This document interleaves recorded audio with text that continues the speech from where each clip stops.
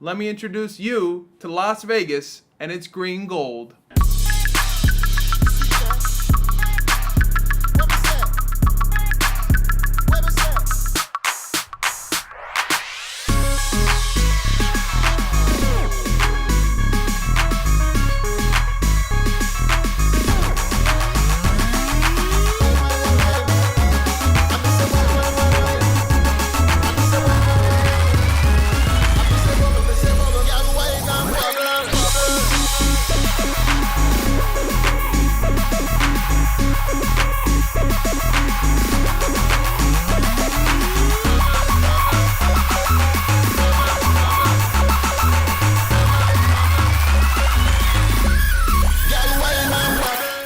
On this show, we're going to see the growing marijuana industry here in Las Vegas. We're going to take you inside some of the biggest dispensaries that were ever built in this country related to marijuana. You're going to see the good deals, the bad deals. You're going to hear from adult entertainers, VIP hosts, front desk, concierge, along with my personal experiences from what goes on in my city. You're going to learn what makes Vegas tick. You're going to learn the myths, the legends, the proved theories, and the debunked ones. This story I'm telling you has never been told before because it's happening right now. Welcome to Reef, everybody. Okay, let's go ahead and head over to our exotics. This is where I would pick my goodies from. Okay. I have my about $20 grams, $20 grams, $65 eighths.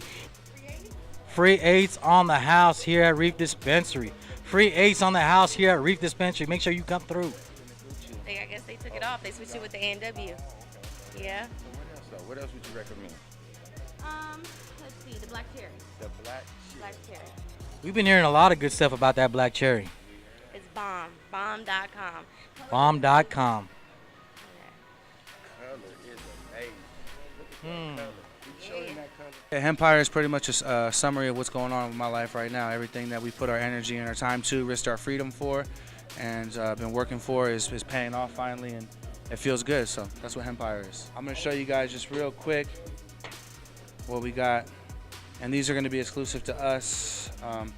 When the time is right, we'll wholesale some of our more popular strains to make sure everyone in Vegas has medicine everywhere. Are these only available at Reef Dispensary? A good amount of them are only available here, yeah. This is a sherbet right here.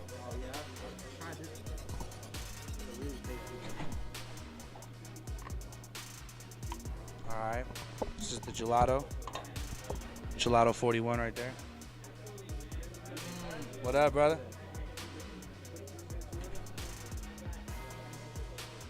Now, a lot of people are saying we have yet to really scratch the surface as far as hemp is concerned, as far as its uses, because we haven't really fully utilized it here in our country.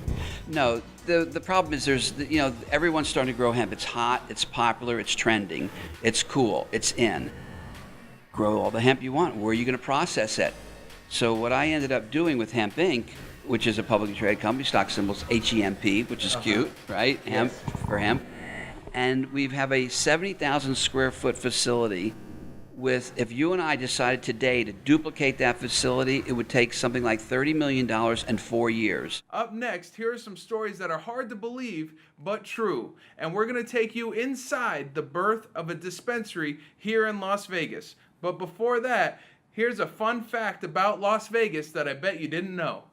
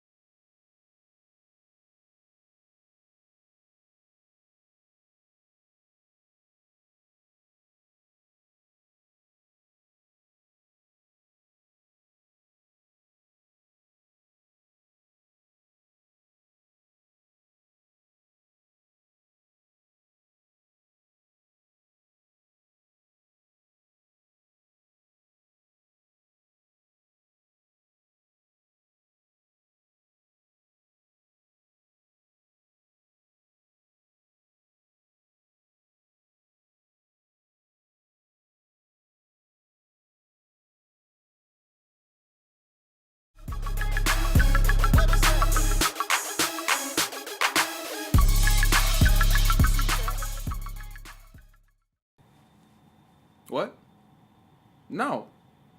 No. I want to dress just like this. I don't have to dress up. They want authentic Vegas. They want the real me. This is me. I'm not dressing up. I'm doing it just like this. All right? Go ahead, honey.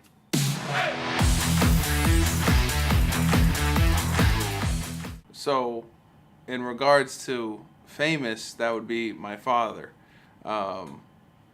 He came here in the 70s, was a doctor, a phenomenal one, graduated from Duke University, and first started at Sunrise Hospital here, and developed the first paramedic system, turned the emergency room 24 hours, and then from being the emergency room physician and starting the paramedic program here in Las Vegas, he then went into private practice and started his own clinics, and became very well known for taking very good care of his patients. Whether you were a valet parker or literally the President of the United States, he took care of you this exact same way. So with that quality, I think I can relate to that, where I treat I really treat everybody in the same way. But in retrospect, I think he passed that quality on to me of treating everybody the exact same way, whether you were born in a different country or came from a different upbringing. And really, that's the quality he instilled in me. My mom was a Radio City Rockette, and she was born and raised in New York, became a Rockette. Then all of a sudden, the Rockettes got hired to work in Liberace's show at the Las Vegas Hilton here back in the early 80s. And my mom came to do that show, and she got to know Liberace very well as a friend. My dad was Liberace's doctor, and Liberace says to my mom, "Oh, Jody, you got to come meet Dr. Ghanem. He's perfect for you. He's a little playboy, but he needs to settle down." And then my mom and him, my father, went out on a date, and she got stood up the first night, and my dad didn't even show up. Really another characteristic I think he passed on to me. And then they went on a second date, and that's where the fireworks supposedly started. I wasn't made that night, but my sister might have been. No, I'm kidding. But but she really might have. They really started off on that second date because my dad stood my mother up on the first date. So she came out to do a show for Liberace, and that's how my mom met my father. One of the craziest stories my father ever told me was when, before he passed away, he told me a story about Elvis. And when Elvis passed away, my dad had a specific room where Elvis stayed in his house and for over a month, and was trying to detox him off of all the different medications all the other doctors were giving him. So the craziest story that my dad ever told me was when Elvis passed away, he took the medication that was in one of his rooms at the Las Vegas Hilton, and he kept them and put them in a safety deposit box. And when he put them in the safety deposit box, he only told my mother about it when he was literally on his deathbed, about 2 weeks before he passed away. He passed away of cancer. 4 years he had battled with cancer. And on the final 2 weeks, he told my mom about this safety deposit box that she had never known about before. And why my dad did that, he took Elvis's x-rays and all of the prescription medications that were in his room at the time at the Las Vegas Hilton, and he kept all of them so that if anybody accused him of prescribing Elvis too much medication or any medication whatsoever that would lead to his death, he had proof that all the prescription bottles were from a different doctor. And Elvis had at that time, I think it was 8 doctors that he was getting prescriptions from. So if one would run out, he would just go to the other doctor and say it was Quaaludes or another medication, and he would go to another doctor and just get Quaaludes if he was out of Quaaludes. So my dad took over 20 pill bottles from all these other different doctors and kept it. And we just recently went through all the pill bottles, and all of them were from different doctors other than my dad.